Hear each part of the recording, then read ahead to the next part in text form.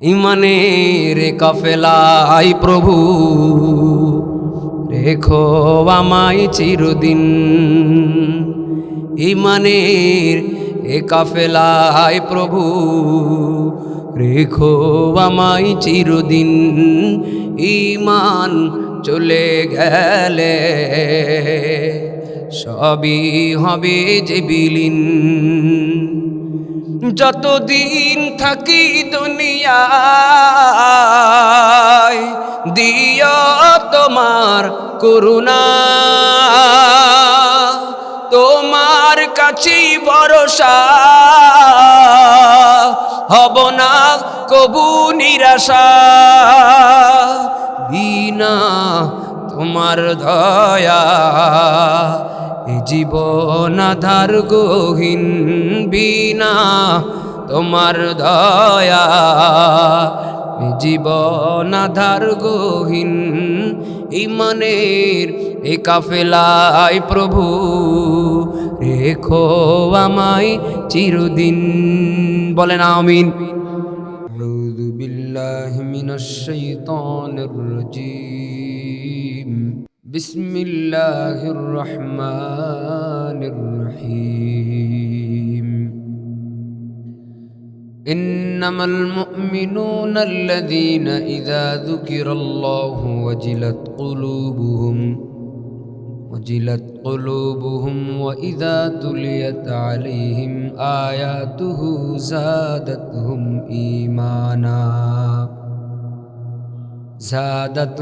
ঈমানাও ওয়া আলা রাব্বিহিম ইয়াতাওয়াক্কালুন। সাদাকাল্লাহুল মাওলানাল আযীম। ক্বালান নবিয়্যু সাল্লাল্লাহু আলাইহি ওয়াসাল্লাম, মান ক্বারাআল কুরআন ফাস্তাযহারাহু ফাআহাল্লা হালালাহু ওয়া হাররামা হারামাহু আদখালাহুল্লাহুল জান্নাহ ওয়া শাফা'আহু ফি 'আশরাতিন মিন আহলি বাইতিহি কুল্লুহুম ক্বাদ ওয়াজাবাত লাহুন নার। আও কামা ক্বালান নবিয়্যু আলাইহিস সালাতু ওয়াস সালাম। সকলে জবান খুলি মুহাব্বতে দুরূদ ইব্রাহিম পাঠ করি। আল্লাহুম্মা সাল্লি আলা মুহাম্মাদিন ওয়া আলা আলি মুহাম্মাদ কামা সাল্লাইতা আলা ইব্রাহিম ওয়া আলা আলি ইব্রাহিম ইন্নাকা হামিদুম মাজিদ। আল্লাহুম্মা বারিক আলা মুহাম্মাদিন ওয়া আলা আলি মুহাম্মাদ কামা বারাকতা আলা ইব্রাহিম ওয়া আলা আলি ইব্রাহিম ইন্নাকা হামিদুম মাজিদ। यहाँ हम सब मुसाफिर हैं, यहाँ हम सब मुसाफिर हैं, वही आखिर ठिकाना। कोई आगे रवाना है, कोई पीछे रवाना। रहे मेरे मस्कन, रहे मेरे मस्कन हवाली काबा बने बेरे मदफन दियारे मदीना। बलगल उला बिकमालिही कशफत दुजा बिजमालिही हसनत जमीउ खसालिही सल्लु अलैहि व आलिही। আসবে মরণ কখন কোথায় কারো জানা নাই, আসবে মরণ কখন কোথায় কারো জানা নাই। জানাজার নামাজের আগে নামাজ পড়ো ভাই,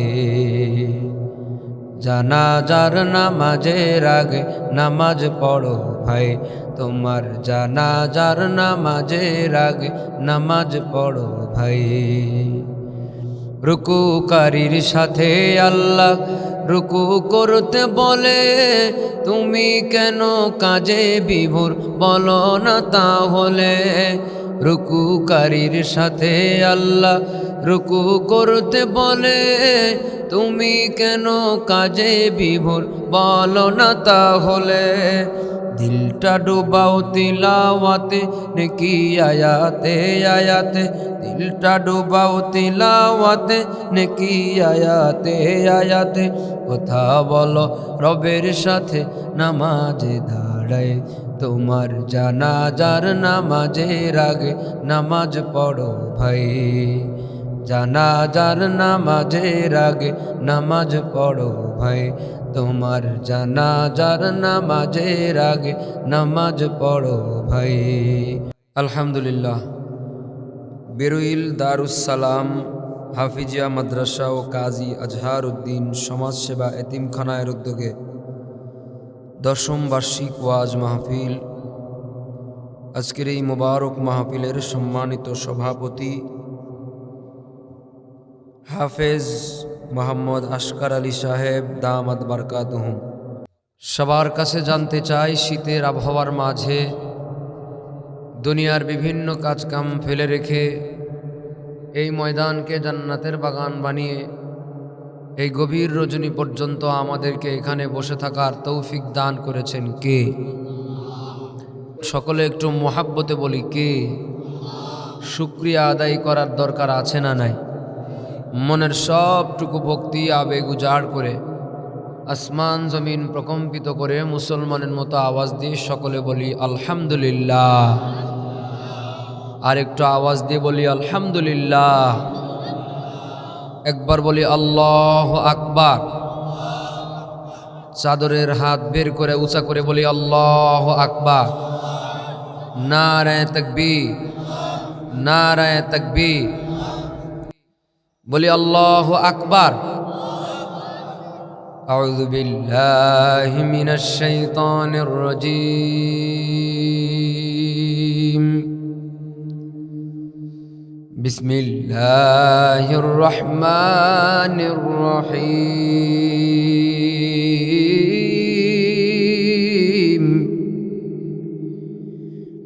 ইন্নামাল মুমিনুনা আল্লাযীনা ইযা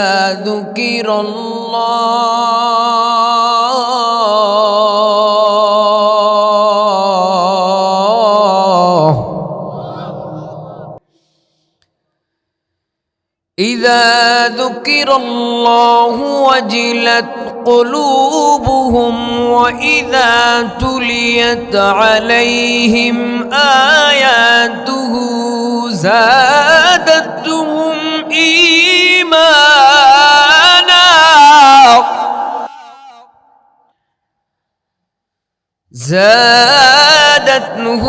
إيمانا وعلى ربهم يتوكلون।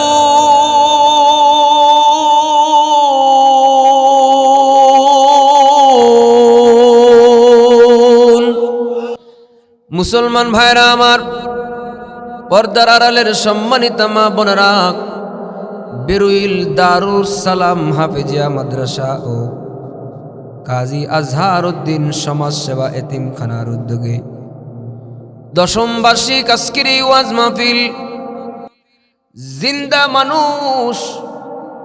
জিন্দা মানুষের বেশে যারা আমরা আজকের এখানে বসেছি, আমাদের অনেকের আপনজন এই এলাকার বিভিন্ন গোরস্থানে মুর্দা হয়ে শুয়ে আছে। আবার আগামী বছরের মাহফিল হবে, কিন্তু আমরা অনেকেই গোরস্থানে মুর্দা হয়ে কবরের বাসিন্দা হয়ে যেতে পারি। নিঃশ্বাসের কোনো বিশ্বাস নাই, হায়াতের কোনো গ্যারান্টি নাই। বহুত মায়ের সন্তান আমরা এখানে বসে আছি, জাহান্নামের আসামি হয়ে বসে আছি। আল্লাহর কাছে দোয়া করে বসি, যার নামটা জাহান্নামের আসামি তালিকায় ওঠানো আছে, আজকে এমন একটা মাকবুল মোনাজাত আল্লাহ যেন কবুল করেন, যার উসিলায় আসামি তালিকার নামটা কেটে দিয়ে আল্লাহ যেন দয়া করে জান্নাতের তালিকায় কবুল করেন, বলেন আমিন। মুসলমান ভাইরা আমার, পবিত্র কোরআন শরীফের সূরাতুল আনফাল 2 নম্বর আয়াতে কারিমা থেকে আপনাদের খেদমতে তেলাওয়াত করেছি। যে কথা আমার নিজের হেদায়েতের ওসিলা হয়, এলাকাবাসীর হেদায়েতের ওসিলা হয়, কবরবাসীদের নাজাতের জরিয়া হয়, এমন দামি কথা অধম বান্দার জবান দ্বারা আল্লাহ যেন কবুল করেন, বলেন আমিন। সূরাতুল আনফাল 2 নম্বর আয়াত। আল্লাহ তাআলা বলেন, ইন্নামাল মুমিনুনা আল্লাযীনা ইযা যুকিরাল্লাহু ওয়াজিলাত কুলুবুহুম ওয়া ইযা তুলিয়াত আলাইহিম আয়াতুহু যাদাতুহুম ঈমানা। আল্লাহ তাআলা এই আয়াতের মধ্যে বলেন, নিশ্চয় যারা মুমিন তাদের সামনে যখন আল্লাহর নাম উচ্চারণ করা হয় তো তারা পাগল পারা হয়ে যায়। ওয়াজিলাত কুলুবুহুম, তাদের অন্তর পরিবর্তন হয়, উতাল পাতাল শুরু হয়ে যায়, তারা সুস্থ স্বাভাবিক আর স্থির থাকতে পারে না।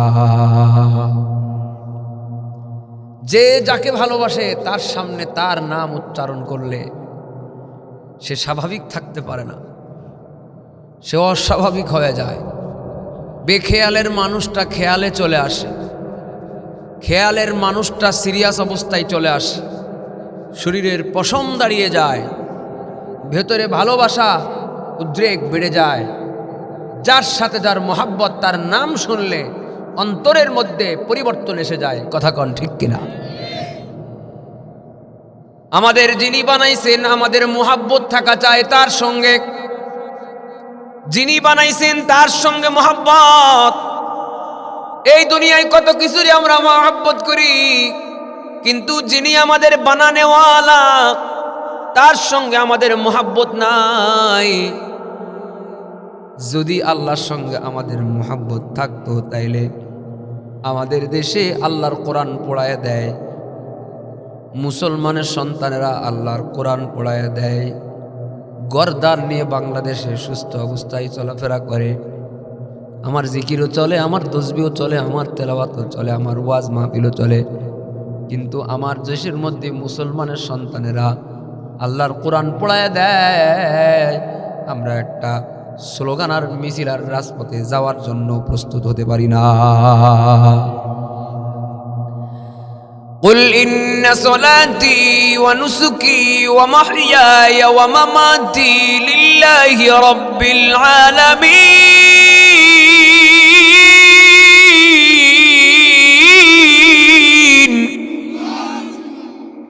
নিশ্চয় আমার নামাজ, আমার কুরবানি, এমনকি আমার জীবন, আমার মরণ, এসব কিছু বলেন কার জন্যে? আল্লাহর নামের সঙ্গে যদি মোহাব্বত থাকে তাইলে আওয়াজ দিয়েন, বলেন কার সঙ্গে? আমাদের এই জীবন কার জন্যে? আমাদের এই জীবনটা যদি দিয়ে দেওয়ার লাগে তো কার জন্য দিব? বলেন তো, আমাদের মরণের মালিক কে?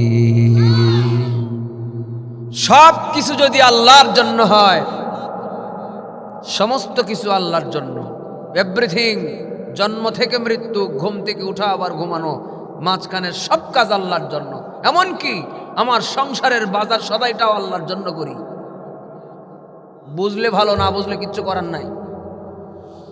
আমি বাজার সদাই করি, আমি চাষাবাদ করি, আমি দোকানদারি করি, আল্লাহর জন্য ইবাদত মনে করে করি।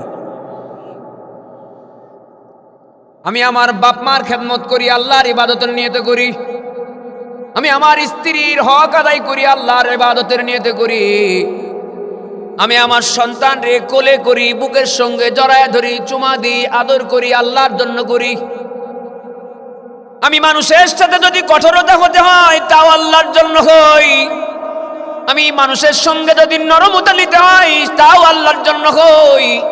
আল্লাহর নবী বলেন, যেই ব্যক্তি আল্লাহর জন্য খাতির করেও আল্লাহর জন্য, রাগারাগি করেও আল্লাহর জন্য, মান আহাব্বা লিল্লাহ ওয়া আবগাদা লিল্লাহ ওয়া মানাআ লিল্লাহ ফাকাদ ইস্তাকমালাল ঈমান।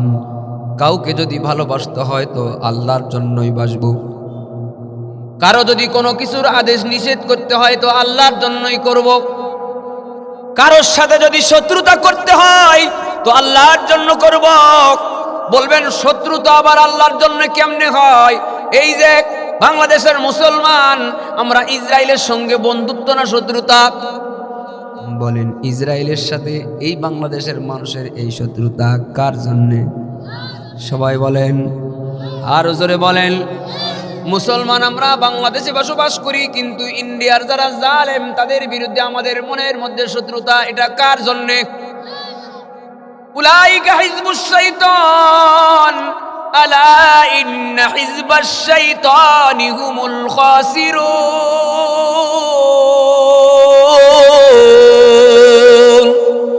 যারা শয়তানের গোষ্ঠী, যারা শয়তানের দল, তাদের সঙ্গে আমাদের কোনো খাতির নাই, কারণ তারা সব ক্ষতিগ্রস্তের দল।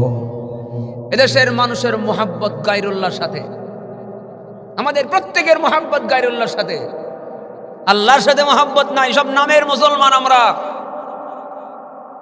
নামের মুসলমান, নামের মুমিন, নামে নামে আমরা আল্লাহকে ভালোবাসি, কামে কামে না। हम मुसलमान है मगर, हम मुसलमान है मगर हम में मुसलमानी नहीं, हम में ईमान है मगर हम मोमिने कामिल नहीं, हम में ईमान है मगर हम मोमिने कामिल नहीं। আমরা সব নামের মুসলমান, আমাদের নামের শুরুতে মুহাম্মদ লাগানো মুসলমান, আমরা খাতনা করা মুসলমান, কাম করা মুসলমান না। এজন্যে আমরা, আল্লাহ তাআলা বলেন ইয়া আইয়ুহাল্লাযীনা আমানু আমিনু,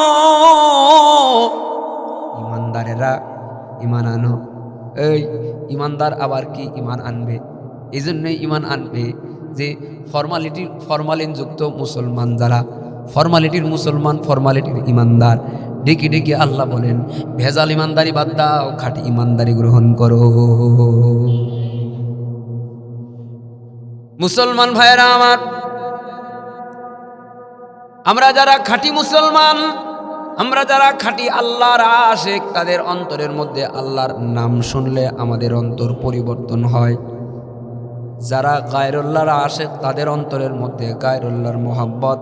যেমন এই যে আমার হাতে একটা জিনিস, এটা উপকারী জিনিসও হতে পারে, এটা অপকারী জিনিসও হতে পারে, কিন্তু এর সঙ্গে কাজের সম্পর্ক থাকতে পারে, কিন্তু এর সঙ্গে আমার মুহাব্বত থাকা চলবে না। কেউ কেউ তো এমন জীবন আছে যে ঘুমের ভিতরেও আগে ফোন হাতড়ায়, জাগলেও স্বপ্নেও ফোন হাতড়ায়। নামাজের 4 রাকাত ফরজ নামাজ পড়ে 2 রাকাত সুন্নাতের আগে আবার 2 মিনিট চেপে নেয়। মোহাব্বত, বিশাল মোহাব্বত। মোহাব্বত এক আজীব বিষয় है, बया करना नामुमकिन है, न खाता है न पीता है, न जीता है न मुर्दा है। খুব কঠিন ব্যাপার, মোহাব্বতে বলে বোঝানো যাবে না। কারোর অন্তরের মধ্যে মানুষের মোহাব্বত, কারোর অন্তরের মধ্যে চেয়ারের মোহাব্বত, কারোর অন্তরের মধ্যে সম্পদের মোহাব্বত, কারোর অন্তরের মধ্যে পীরের মোহাব্বত, কারোর অন্তরের মধ্যে নেতার মোহাব্বত, আর কারো অন্তরের মধ্যে আশিক রাসূল মুহাম্মদুর রাসূলুল্লাহর মোহাব্বত। আল্লাহু আকবার। এক একজনের অন্তরের মধ্যে এক এক মোহাব্বত। মোহাব্বত রাখেন, কিন্তু যার জায়গা যেখানে দরকার সেখানে রাখেন না। এই বাংলাদেশে আমরা সবাই দল প্রেমিক, আমরা সবাই পীর প্রেমিক, কিন্তু আল্লাহ প্রেমিক হতে পারি নাই। আমরা দল প্রেমিক, পীর প্রেমিক, কিন্তু আল্লাহ প্রেমিক হতে পারি নাই। আপনি দিল দিয়ে আমার কথাটা আজকে শুনেন, বিছানায় মাথা রেখে চিন্তা করবেন যে কথাটা হুজুর কইল কি, আমরা দল প্রেমিক, পীর প্রেমিক, কিন্তু আমরা আল্লাহ প্রেমিক না। আমি প্রমাণ দিব। গত 17 বছরে একটা সরকার ছিল, সেই সরকার বা তার মরা বাবার ইসলাম বিরোধী কর্মকাণ্ড নিয়ে যদি আমি এই জায়গায় ওয়াজ করেছি, তো আমি সুস্থ অবস্থায় বাড়ি যেতে পেরেছি। আবার বাংলাদেশে এখনো কিন্তু কোনো সরকার নাই, তারপরেও কম আর বেশি যাদেরই পাওয়ার আসে বা আশা ভাব আছে, এদের নেতারা, এদের আপনজনেরা, যারা বিভিন্ন যাদেরকে অনুসরণ করে, এরা যদি কোনো ইসলাম বিরোধী কর্মকাণ্ড করে, ওই ব্যাপারটা নিয়ে আমি যদি এখানে কথা বলি তাইলে এখনো আমি বাড়িতে সুস্থ অবস্থায় যাইতে পারবো না। তাইলে নেতার বিরুদ্ধে কথা কইলে সুস্থ অবস্থায় বাড়ি যাইতে পারবো না, আর নবীর বিরুদ্ধে কথা কয় সুস্থ, কোরআনের বিরুদ্ধে কথা কয় সুস্থ, জান নিয়ে বাঁচে। এদেশের মধ্যে ইউনিভার্সিটির মধ্যে কোরআন পড়াইলো যে আমার নিজের অধিকার, আমি যা ইচ্ছা তাই করব, আমি যা ইচ্ছা তাই পড়াবো। আরে যাহা ইচ্ছা তাই করে, এটা মানুষ নয়, জানোয়ারের কাম, ওর কোনো শরীয়ত নাই। কিন্তু যে মানুষ তার শরীয়ত আছে, সব কর্মকাণ্ড তুমি করতে পারবা না। কোনটা করতে হবে আর কোনটা করতে হবে না এটা শেখার জন্য তো কোরআন শেখার দরকার ছিল। বাপ মাই তোমার কোরআন শিখাই নাই, তাই জানোয়ারও যা ইচ্ছা তাই করে, তুমিও নাস্তিক যা ইচ্ছা তাই করো। কথা বলেন ঠিক কিনা? মুসলমান ভাইরা আমার, আল্লাহর একজন নবী ছিলেন হযরত ইব্রাহিম খলিলুল্লাহ। বলেন আমাদের জাতির পিতার নাম কি? এটা কইলেও যদি আমারে আপনারা কোন যে হুজুর আপনারা নিষেধ করলাম রাজনৈতিক কোনো কথা কইবেন না, তাও কইলেন কে? মানে ইব্রাহিম খলিলুল্লাহ আমাদের জাতির পিতা, এটা কি রাজনৈতিক ওয়াজ? তবে এই ওয়াজ আমরা বহুদিন করতে পারি নাই। আল্লাহ তাআলা কোরআন শরীফের মধ্যে আমাদের একটা জাতির পিতা দান করেছেন, মিল্লাত আবিকুম ইব্রাহিম হুয়া সাম্মাকুমুল মুসলিমিন।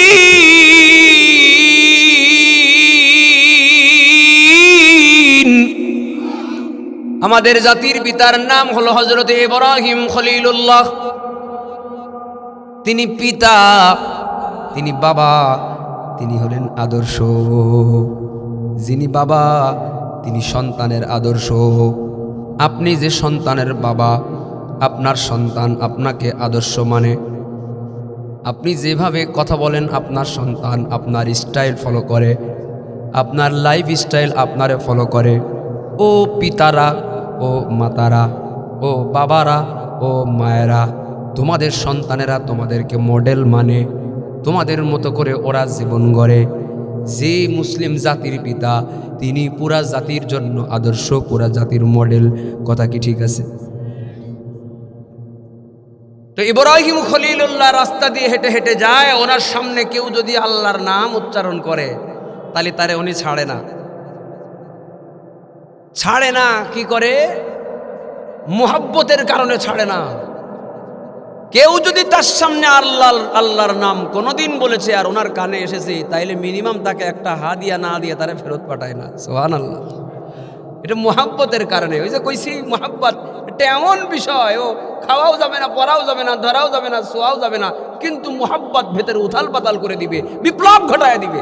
মুহাব্বত এক আজীব শায় হ্যায়, বয়া করনা না মুমকিন হ্যায়, না খাতা হ্যায় না পীতা হ্যায়, না जीता है না মুর্দা है। এই মুহাব্বত বলে কয়ে বোঝানো যায় না। ইব্রাহিম খলিলুল্লাহ ওনার সামনে একটা লোক রাস্তা দিয়ে হেঁটে হেঁটে যায়। এবার ওই লোক বলে আল্লাহু করিম। ইব্রাহিম খলিলুল্লাহর কানের মধ্যে আওয়াজ চলে আসছে, যার সাথে যার মুহাব্বত, তার নাম সে যদি শোনে তো ওয়াজিলাত কুলুবুহুম, তো তার অন্তর পরিবর্তন হয়ে যায়। ইব্রাহিম খলিলুল্লাহ বলে এদিকে আসো। কি কইলা? কয় আল্লাহর নাম বলেছি। কয় দাঁড়াও, তুমি কি জানো তুমি কার নাম বলেছ? তুমি যার নাম বলেছ আমি তার খলিল। খলিল মানে বন্ধু। আরে খলিলুল্লাহ মানে আল্লাহর বন্ধু। আমি আল্লাহর বন্ধু, তুমি আল্লাহ। আমার সামনে আমার আল্লাহর নাম এত সুন্দর করে বললা, আর তুমি আমার সামনে দিয়ে অপরিচিত মানুষের মতো চলে যাইবা। এমন মুহাব্বতহীন আল্লাহর বন্ধু আমি নই। দাঁড়াও, তুমি আল্লাহর নাম বলেছ, তার মানে তুমি আর আমি এক মালিকের বান্দা, তুমি আর আমি এক জাতের লোক, তুমি আর আমি এক গোত্রের লোক, তুমি আর আমি এক মালিকের বান্দা। সুতরাং আসো বুকের সঙ্গে বুক লাগাইব, আর তোমারে হাদিয়া না দিয়ে আমি তোমারে যেতে দিব না। তো মোটা তাজা দেখে একটা উট নিজের গোয়াল থেকে নিয়া ইব্রাহিম খলিলুল্লাহ এই লোকটারে হাদিয়া দিয়ে দিয়েছে। কয়েকদিন আগে আমি যাচাই বাছাই করলাম, বাংলাদেশি টাকা একটা উটের দাম 30 লক্ষ টাকা বর্তমান বাজারে। একটা উটের দাম 30 লক্ষ টাকা এদেশের বর্তমান বাজারের দ্রব্যমূল্য অনুযায়ী। এর কম্পেয়ারে যদি আমি মনে করি যে একটা 30 লাখ টাকার একটা গাড়ি কিনবো, তাইলে মিনিমাম একটা এলিয়ন গাড়ি হয়ে যাবে, ঠিক কিনা? যার দাম 30-35 লক্ষ টাকা। চিন্তা করেন তো, আমার মতো একটা হুজুর যে ভাড়ায় চালিত গাড়িতে চড়ে, এরা যদি একটা লোক 35 লাখ টাকা দিয়ে এলিয়ন একটা প্রাইভেট কার গিফট করে, তাহলে কেমন লাগে? ভালোই তো লাগে। হুজুর মানুষ না, হাদিয়া দিলেই মুখ দিয়ে বেরিয়ে যাবে আলহামদুলিল্লাহ। কারণ শুকরিয়া আদায় করবো কার? কে আপনাদের সবার বলতে অসুবিধা আছে নামটা? তো বলেন, শুকরিয়া আদায় করবো কার? থ্যাংক ইউ বললে কোনো সওয়াব আছে? আলহামদুলিল্লাহ বললে কোনো সওয়াব আছে? ইব্রাহিম খলিলুল্লাহ যখন ওই লোকটার একটা হাদিয়া দিয়ে দিল, ওই লোক বলে, আমি বললাম শুধু আল্লাহর নাম, আর এত বিশাল একটা সম্পত্তি তুমি আমারে দিয়ে দিলা। ইব্রাহিম খলিলুল্লাহ বলে, আমার সামনে আজ পর্যন্ত কেউ আমার আল্লাহর নাম বলেছে আর তারে আমি কিছুই দেই নাই, এমন নজির নাই। যাও নিয়ে যাও, আমি আমার মাসুক আমার আল্লাহর জন্যে একটা উটই তো দিয়েছি। আরে এটা আমার না, এটা উনি আমারে দিয়েছেন, তাই তোমারে দিয়েছি। তিনি চাইলে আবার আমারে দেবেন। আল্লাহু আকবার। ইব্রাহিম খলিলুল্লাহ ওই লোকটারে যখন হাদিয়া দিয়ে দিল, লোকটা তখন বলে আলহামদুলিল্লাহ।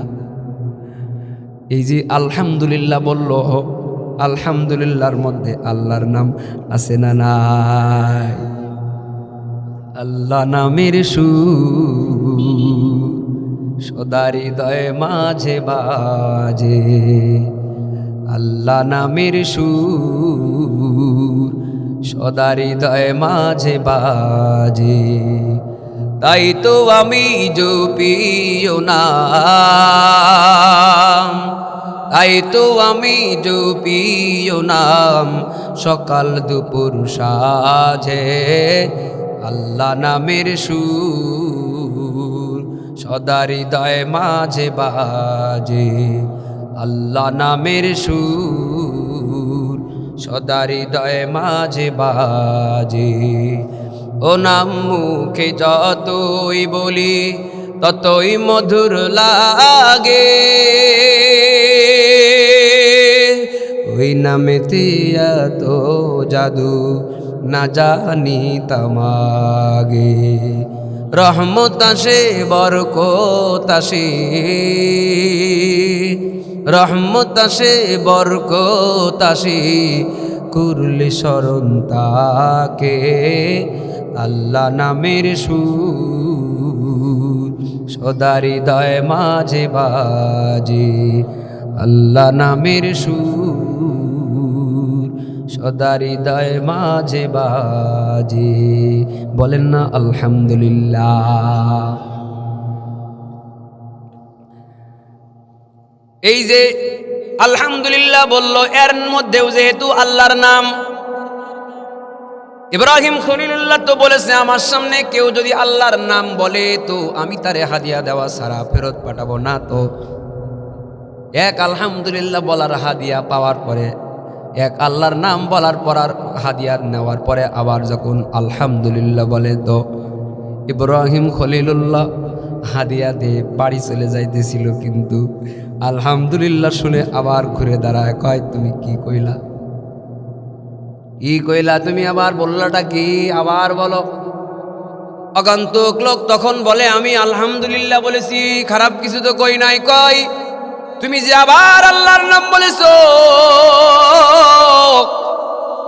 আমি তো আমার আল্লাহর নাম কেউ যদি একবার বলে তাহলে আমি হাদিয়া দেওয়া ছাড়া তারে ফেরত পাঠাই না। কয় একটু আগে দিলেন তো, ওইটা দিছি আগেরটার কারণে, আবার তুমি কেন বললা? আমি তোমারে আবার হাদিয়া দিব। তো আবারও আর একটা মোটা তাজা উট নিয়ে লোকটারে দ্বিতীয়বার হাদিয়া দিয়ে দিল। জোরে কন্যা সুবহান। তো তৃতীয়বার আবার যখন আলহামদুলিল্লাহ বলে শুকরিয়া আদায় করে, আবার ইব্রাহিম খলিলুল্লাহ বলে তুমি আবার কি আল্লাহর নাম বলেছো? হ্যাঁ বলেছি। আবার আর একটা মোটা তাজা উট তৃতীয়বারের মতো লোকটারে হাদিয়া দেয়। আরে উনি যদি না আলহামদুলিল্লাহ বলে তাইলে তো মালিকের শুকরিয়া আদায় হয় না। উনিও যার পাগল, আরে ইনিও দেখে তার নাম বললে আমিও তারে হাদিয়া দেওয়া ছাড়া পাঠাইতে পারি না, ইনিও তার পাগল। পাগল পাগল দুই পাগল পাগলামি করা শুরু করে দিয়েছি। এই দিতেই থাকে, ও বলতেই থাকে, একজনে বলতেই থাকে আর একজনে দিতেই থাকে, দিতেই থাকে আর বলতেই থাকে, দিতেই থাকে আর বলতেই থাকে। একটা একটা করে উঠটাই দম্বা দেয়, মহিষ দেয়, দেয় দিতে দিতে ইব্রাহিম খলিলুল্লাহর গোয়ালের খামারের সবগুলো পশুর মালিক ওই লোকটা হয়ে গিয়েছে। আল্লাহু আকবার। তু মেরা तू सब मेरा, अल्लाह को मेरा, ज़मी मेरी, अगर एक तू नहीं मेरा तो कोई शै नहीं मेरी। মান লাহুল মাওলা ফালাহুল কুল। যদি তুমি আল্লাহরে পাও তো সারা পৃথিবী তোমার হয়ে যাবে। আল্লাহকে যে পায় নাই পৃথিবীর কিছুই পায় না। ঠিক কিনা বলে? এই যে শেষের একটা বাকি আছে এখনো, এই লোকটা এখনো পর্যন্ত শেষের বার আলহামদুলিল্লাহ কয় নাই। ইব্রাহিম খলিলুল্লাহকে লোকটা বলে আমি কিন্তু আলহামদুলিল্লাহ বলে একটা বাকি রাখছি। কই কেন বাকি রাখছো? কয়া ফেলাও। ওই লোকটা তখন বলে, ও ইব্রাহিম খলিলুল্লাহ রে, আমি যদি আর একবার আলহামদুলিল্লাহ বলি তুমি কি দিবা? তোমার তো দেওয়ার জিনিস সব পুরাই গেছে, আমি দেখছি। আমি যদি আর একবার আল্লাহর নাম বলি তো তোমার দেওয়ার মতো তো কিছুই নাই। তুমি আমারে কি দিবা, কেমনে দিবা? এই জন্য তোমারে টেনশনে ফেলাইতে চাই না, তাই আমি আর আল্লাহর নাম বলি না। ইব্রাহিম খলিলুল্লাহ বলে, কে বলেছে আমার আর দেওয়ার মতো কিছু নাই? আমি এমন খাটিয়া আল্লাহ প্রেমী জি, আমার সম্পদগুলো যেই পশুগুলো তোমারে হাদিয়া দিয়ে তোমার মালিকানায় দিয়ে দিয়েছি, তুমি তো একা ওইগুলা পরিচালনা করতে পারবা না। এই উট পশুগুলো পরিচালনা করার একটা রাখালের তোমার দরকার। তুমি যদি আর একবার আল্লাহর নাম বলো তাইলে আমি নিজে সারা জনমের জন্য তোমার এই পশুগুলোর রাখালের দায়িত্ব গ্রহণ করে ফেলবো। সুবহানাল্লাহ। শুকরিয়া জানায় আল্লাহ, শুকরিয়া জানাই তোমার, অসহায় বান্দা মোরা বেঁচে আছি তোমার দয়ায়।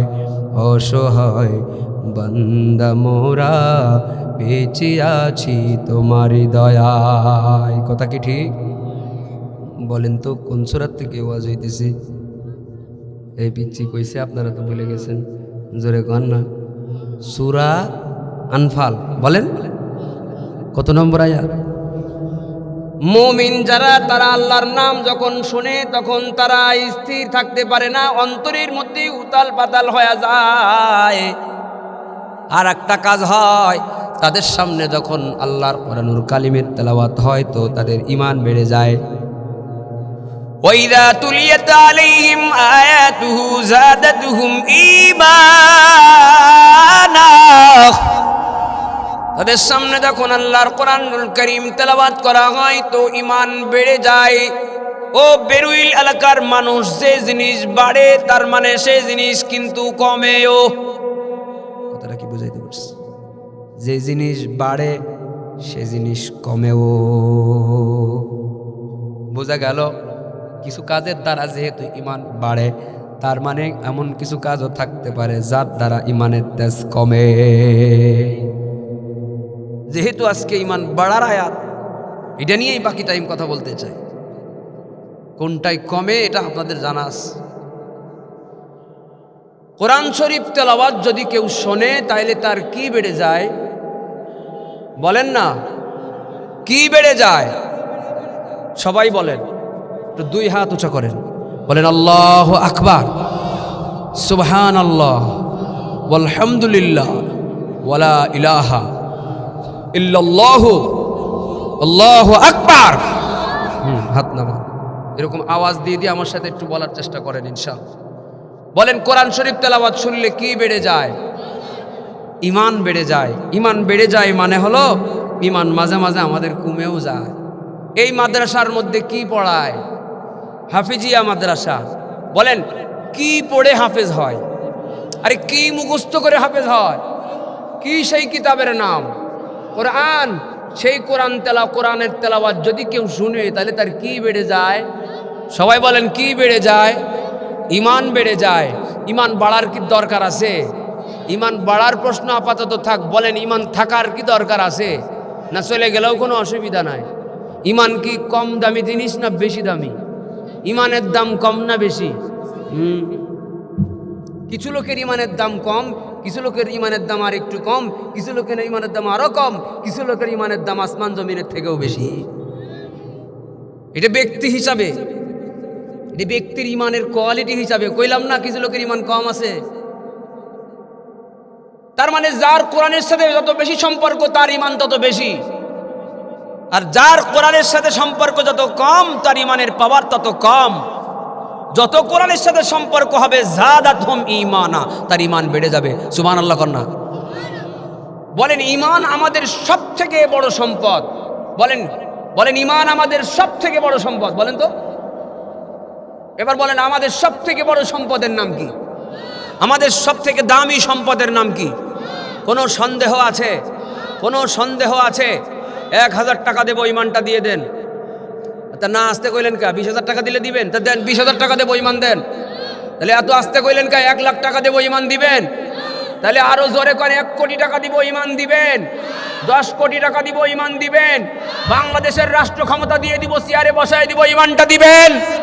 যদি এইরকম ঈমান থাকতে পারে তাইলে এটাই হলো সুম্মাস্তাকামু তাতানাজ্জালু আলাইহিমুল মালাইকা, যাদের মরণের সময় ফেরেশতা নাজিল হইয়া জান্নাত দেখাইয়া জান্নাতের সুসংবাদ পাইয়া হাসতে হাসতে মরে। এরা হলো ওই লোক যার কোটি টাকা দিয়েও যার ঈমান কেড়ে নেওয়া যায় না। এই দেশের মধ্যে ঈমান বেচা কিনা হয়। আমি জানি না আমার এই কথা আপনাদের ভালো লাগবে কিনা। এতক্ষণ একটা সিলেবাসের ওয়াজ শুনেছেন, এখন আমার টোন চেঞ্জ হয়ে যেতে পারে। আপনারা মনে করতে পারেন আগের হুজুর ভালো ছিল, এই হুজুর আবার কোথার থেকে আসলো? হুজুর একটাই আছে, কোরআনও সেইটাই আছে, আয়াতও সেইটাই আছে, আয়াতও সেইটাই আছে। এদেশের মধ্যে টাকার বিনিময়ে মুসলমান খ্রিস্টান হয়, কথা আমাকে বলতেই হবে। এদেশের মধ্যে টাকার বিনিময়ে মুসলমান হিন্দু হয়ে যায়।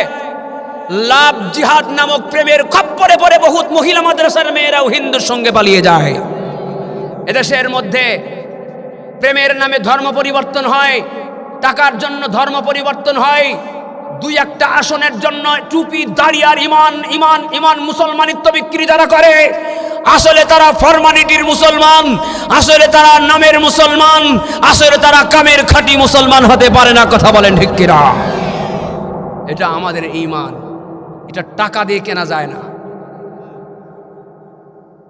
আমাদের দেশের মধ্যে যদি এটা উদাহরণ দিয়ে যদি বোঝায়, আমাদের মহিলাদের বাড়ি, আমাদের মহিলারা স্বর্ণের মালিক থাকে না, স্বর্ণের গহনা থাকে। বলেন এটার দাম কম না বেশি? খুব দামি জিনিস, যেখানে সেখানে ফেলায় রাখে। স্বর্ণের দাম কি খুব কম? তো কি যেখানে সেখানে ফেলায় রাখে? আমার সাথে রিপিট করলে তফসিরটা বুঝবে।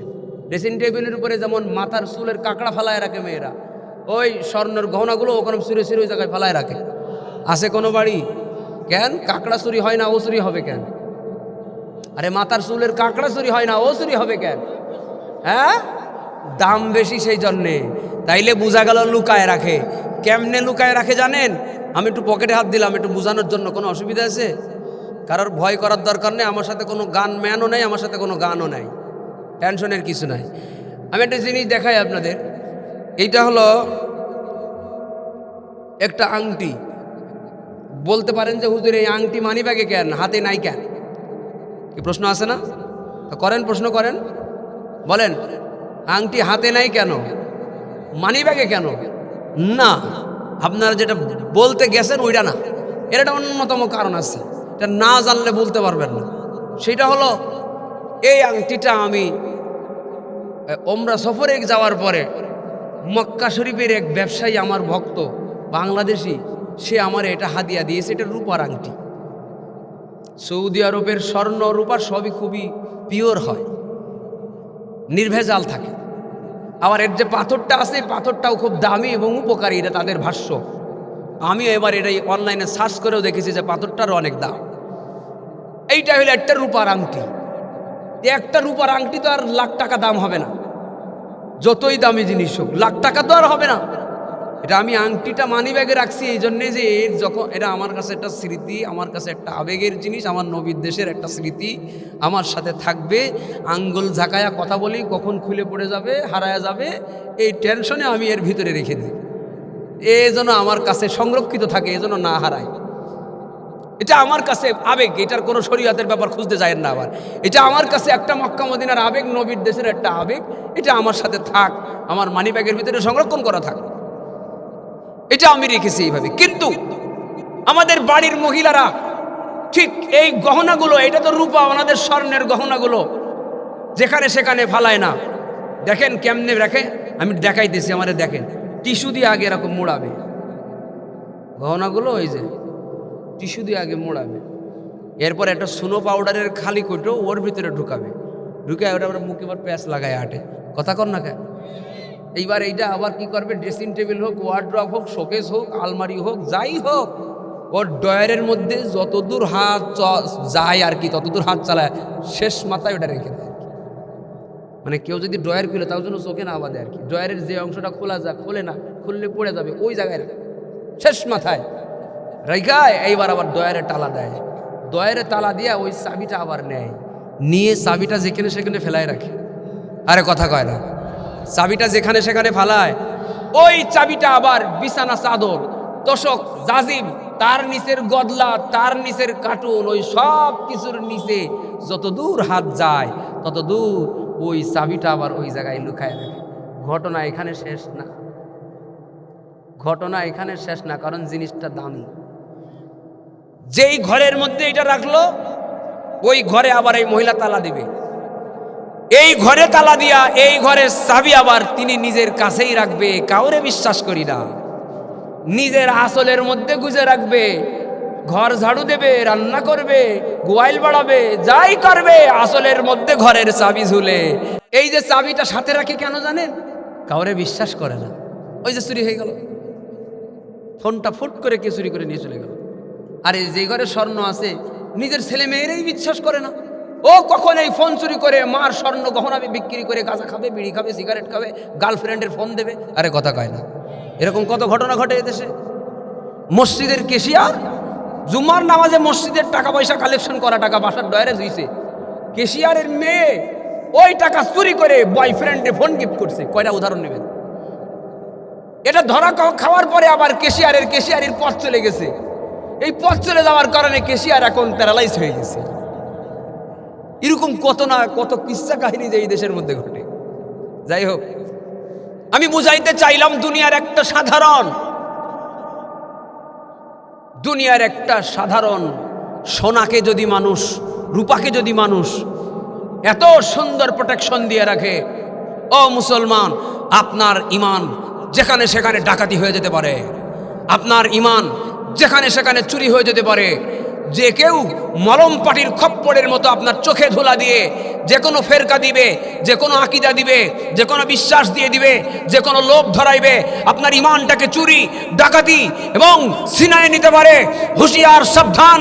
জান দিব কিন্তু ইমান দিব না, আমামা দিব কিন্তু ছির দিব কিন্তু আমামা দিব না, কল্লা দিব কিন্তু ইমান দিব না। কথা বলেন ঠিক কিনা?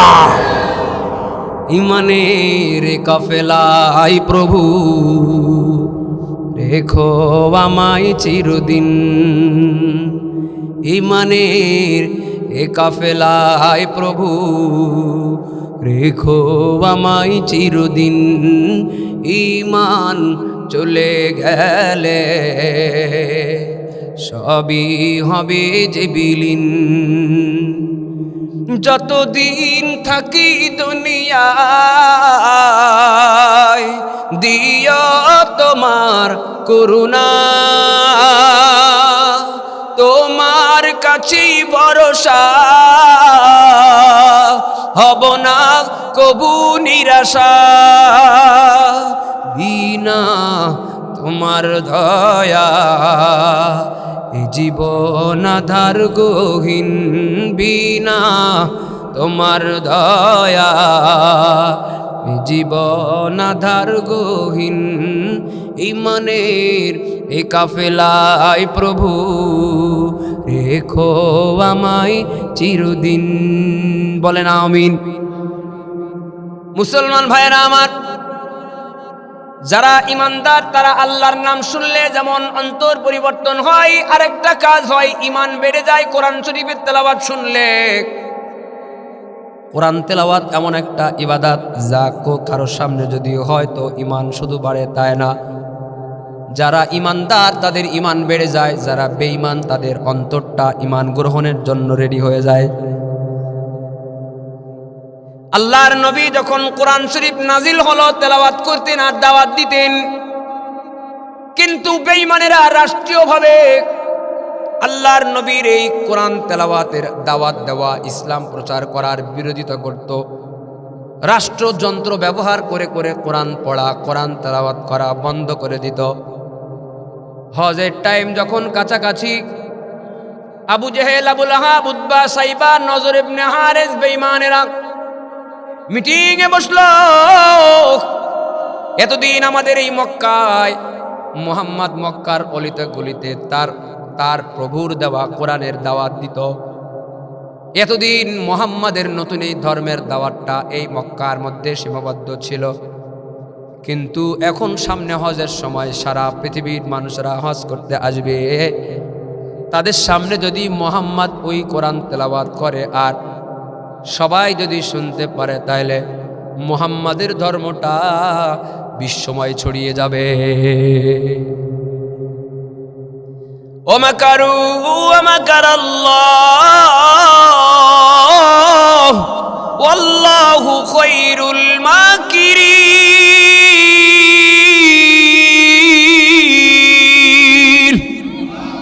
ওরাও একটা ষড়যন্ত্র করে, আল্লাহ কিন্তু একটা সিদ্ধান্ত নিয়ে রাখছে। কাহিনী বলার আগে বলেন, ওদেরটা সফল হবে না, আল্লাহরটা সফল হবে।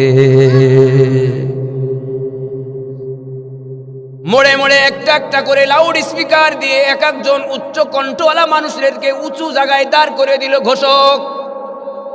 ঘোষকেরা মক্কার অলিতে গলিতে দাঁড়ায়, বিশ্বের বিভিন্ন জায়গা থেকে যারা হজ করতে আসে তাদের উদ্দেশ্যে দাঁড়ায় দাঁড়ায় ঘোষণা দিলেন, ওহে হাজী সাহেবানরা যারা বিশ্বের বিভিন্ন জায়গা থেকে আমাদের এই পণ্যভূমি মক্কায় হজ করতে এসেছেন, আমরা রাষ্ট্রের পক্ষ থেকে আপনাদেরকে একটা রাষ্ট্রীয় ঘোষণা শোনায়।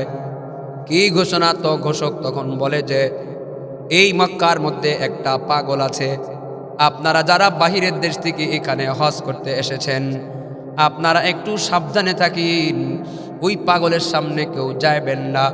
যদি সামনেও পড়ে যায় তাইলে তাকাবেন না, যদি নজর পড়ে যায় তো ওখান থেকে চলে যাবেন।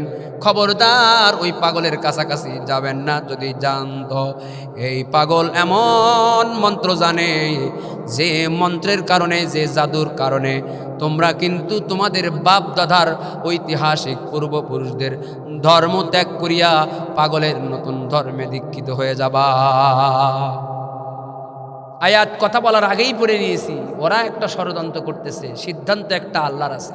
বলেন সফল হবে কোনটা? জোরে বলেন, সফল হবে আল্লাহ। আরবিতে একটা প্রবাদ কথা আছে রওজাতুল আদব কিতাবে, আল ইনসানু হারিসুম মিম্মা মুনিআ। মানুষ নিষিদ্ধ বস্তুর প্রতি আকৃষ্ট হয়। যেটা নিষেধ করা ছিল না ওইটা নিষেধ করার আগে মানুষ যতটুকু করত, নিষেধ করার পরে ওইটা তার থেকে বেশি করতে মনে চায়। এটা মানুষের স্বভাবজাত তবিয়ত। যেমন একটা পাগলের সাঁকো নাড়ানোর গল্প আছে। পাগল সাঁকো চেনেন তো নাকি? সাঁকোর গোড়ায় বসে থাকে, ওই পার থেকে কেউ যদি সাঁকোর উপরে উঠে, মাঝখানে কেউ আসলে পাগল সাঁকো নাড়ায় নাড়ায় তাদেরকে ফেলে দেয়। এক লোক তো সাঁতার জানে না, ভয়ে ভয়ে উঠছে আর মনে মনে করতেছে আজকে আমার কপাল ভালো, পাগলের আজকে সাঁকো নাড়াইতে মনে নাই। আসলেও পাগলের সাঁকো নাড়াইতে মনে নাই। হঠাৎ করে পাগল কেমনে জানি তার দিকে তাকাইছে, আর এই লোক কয়, এই পাগল, এই খবরদার সাঁকো নাড়া দিবি না কিন্তু। পাগল তখন কয়, আরে আমার তো মনে ছিল না, তোর কথা শুনে মনে পড়ে গেল, এখন দে বল, আর তুই পড়। নিষেধ করার পরেই অনেক সময় সেই কাজ করার প্রতি উদ্বুদ্ধ হয় বেশি। বিশ্বের বিভিন্ন জায়গা থেকে আগমন করা হাজী সাহেবদের কাছে যখন বলল এখানে একটা পাগল আছে, যেই পাগলের সামনে কেউ যাবেন না,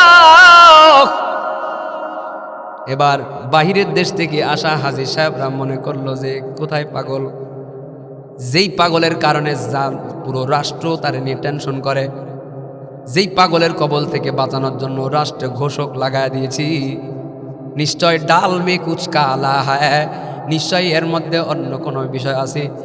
অনেকে অনেক বিষয় ভাবলো, কেউ এরকমও ভাবলো, আর কেউ কেউ মনে করলো যে আমরা দেশের থেকে বহু দেশে বিদেশে এসেছি, এদেশের কোন জিনিস কেমন দেখে গেলে এলাকায় গল্প করা যাবে, তো মক্কায় আসছি, এই জায়গার পাগল কেমন একটু দেখে যায় যে বিদেশি পাগল কেমন হয়। যেমনি হোক এক একজনের ভিতরে ওরা মনে মনে দাঁড়াইয়া নিষেধ করেছে, আল্লাহ তাআলা নিষেধটাকে দাওয়াত হিসাবে কনভার্ট করে দিয়েছে। আল্লাহু আকবার। ওরা কি দাওয়াত দেওয়ার নিয়তে ঘোষণা দিয়েছে যে তোমরা সবাই মুহাম্মদ রাসূলুল্লাহর কাছে যাও? ওরা নিষেধ করার নিয়তে ঘোষণা দিয়েছে, কেউ যেন এখানে না আসে। আল্লাহ যদি চায় যেটাকে ওরা নিষেধ করার নিয়তে কাজ করেছে, ওইটাকে আল্লাহ তাআলা কাছে টানার দাওয়াত হিসাবে কবুল করে নেয়। সবাই এইবার এতক্ষণ কিন্তু জানতোই না যে এখানে একটা পাগল আছে, তো ঘোষণা শোনার পরে খোঁজা শুরু করে দিয়েছে। একজন আর একজন জিগায়, ও ভাই ওই যে ঘোষণাটা শুনলাম, এই পাগলটা কোন জায়গায় আছে একটু কও দিতে, দেখেই যাই। কয় মুখ জায়গায় আছে গো, নবীর বাড়ি আল্লাহ আমারে 2 মাস আগে দেখিয়েছি, কোন বাড়ির মধ্যে আল্লাহর নবী জন্ম নিয়েছিলেন। আবু জেহেলের বাড়ি বাথরুম, নবীর বাড়ি লাইব্রেরি। বর্তমান অবস্থা, 2 জনের বাড়ির মাঝখানে বিশাল বড় একটা ফিল্ড আছে, সেখানে এখন নামাজ হয়। মুহাম্মাদুর রাসূলুল্লাহকে খুঁজে খুঁজে মানুষেরা বের করে, আর কোথায় লোকটা খুঁজতে খুঁজতে যখন নবীদের কাছাকাছি মানুষেরা চলে যায়, দূর থেকে যখন একটা নজর নবীর মোবারক চেহারার উপরে পড়েছে, ও বেরুইল এলাকার মুসলমান, এই নবীর চেহারা সেই চেহারা যেই চেহারার দিকে তাকাইলে মানুষ দুনিয়া ভুলে যায়, এমনকি পেটের ক্ষুধাটাও ভুলিয়া যায়। আল্লাহ নবীর একজন প্রিয় সাহাবী ছিলেন হযরতে আবু হুরায়রা রাদিয়াল্লাহু আনহু, সব থেকে বেশি হাদিস বর্ণনাকারী সাহাবী। একদিন নবী মসজিদে নববীতে তালিম তরবিয়ত শেষ করে সব সাহাবীদেরকে ছুটি দিয়ে দিলেন, যাও সবাই বাড়ি ঘুমানোর জন্য যাও। তো সবাই চলে গিয়েছে, কিন্তু আবু হুরায়রা যায় নাই, বসে আছে। নবী আমার বলেন, আবু হুরায়রা যাও না কেন, দাঁড়ায় আছো কেন? আবু হুরায়রা তখন বলে, ইয়া রাসূলুল্লাহ, আমি বাড়ি গেলে আমার ক্ষুধা লাগে, তাই আমি আপনার এই জায়গায় বসে আছি। নবী বলেন, আবু হুরায়রা, আমার এখানে থাকলে ক্ষুধা লাগে না, বাড়ি গেলে ক্ষুধা লাগে কেন? আবু হুরায়রা বলে, ইয়া রাসূলুল্লাহ, 3 দিন আমার বাড়ির চুলায় আগুন জ্বলে না, কিন্তু আমি আপনার দরবারে যখন বসি, আমি আপনার চেহারা মোবারক উপরে উপরে তাকায় থাকি। আপনার চেহারা মোবারক যতক্ষণ পর্যন্ত আমি দেখি, ততক্ষণ পর্যন্ত আমি এমন অভিভূত থাকি, আমি আমার পেটের ক্ষুধাটাও কিন্তু ভুলিয়া যাই। তু আমি রে হারাম মাই ফকির আজম,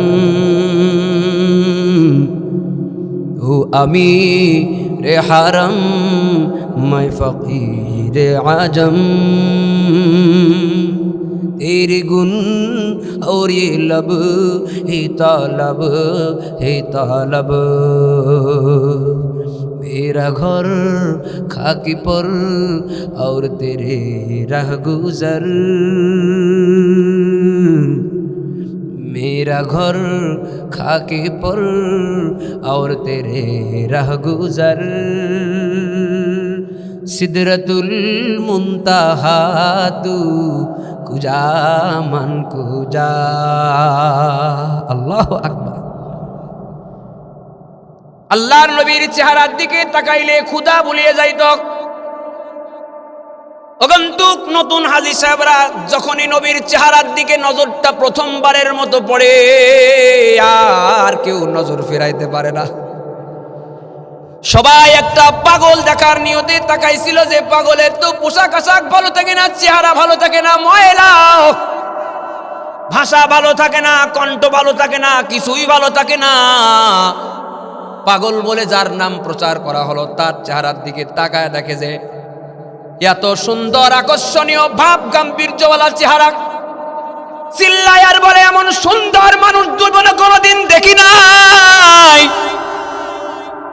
আরে যারে পাগল বলে প্রচার করছে ওরে যারা দেখেছি তারা এখন পাগল হয়ে যায় নবীর চেহারার দিকে তাকায় তো আর নজর ফেলে না চোখের পলক পড়ে না হাঁটে তাও নবীর দিকে তাকায় ডানে বামে তাকাই না কাছাকাছি যেতে চাই কিসে জানি তারে টানে নবীর কাছাকাছি যেতে চাই যত কাছে যায় ততই মনে ভালো লাগে যত কাছে যায় তত অন্তরে ভালো লাগে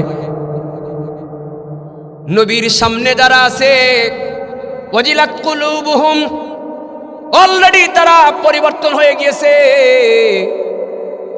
কেউ কিন্তু নবী কিন্তু এবার কোরআন তেলাওয়াত করা শুরু করে দিয়েছে কোনো ওয়াজ নাই কোনো বয়ান নাই কোনো মোটিভেশনাল বক্তব্য নাই শুধু কোরআন তেলাওয়াত আর কোরআন তেলাওয়াত নবী শুধু পড়ে আর আল্লাহ বলেন তুলিয়াত আলাইহিম আয়াতুহু জাদাতহুম ঈমানা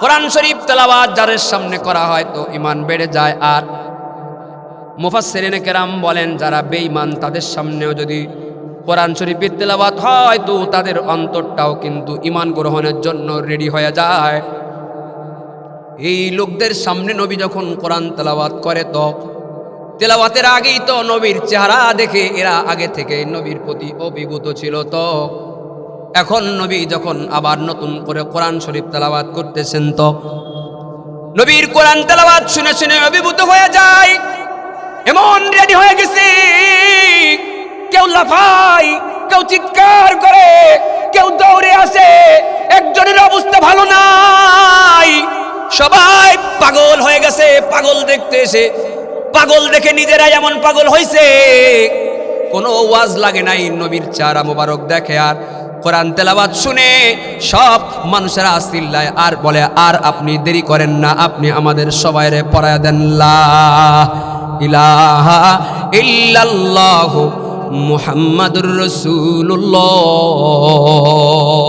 সাল্লাল্লাহু আলাইহি ওয়াসাল্লাম কোরআন শিখাও ছেলে মেয়েদের ওহে মুসলমান জান কবজের সময় তোমার হইবে রে আসান কোরআন শিখাও ছেলে মেয়েদের ওহে মুসলমান জান কবজের সময় তোমার হইবে রে আসান একটি ছেলে হাফেজ হলে পড়বে কোরআন মরণ কালে একটি মেয়ে আলেমা হলে পড়বে কোরআন মরণ কালে নেকি বদি সবই রে তোর হইবে রে আসান কোরআন শিখাও ছেলে মেয়েদের ওহে মুসলমান জান কবজের সময় তোমার হইবে রে আসান কথা কি ঠিক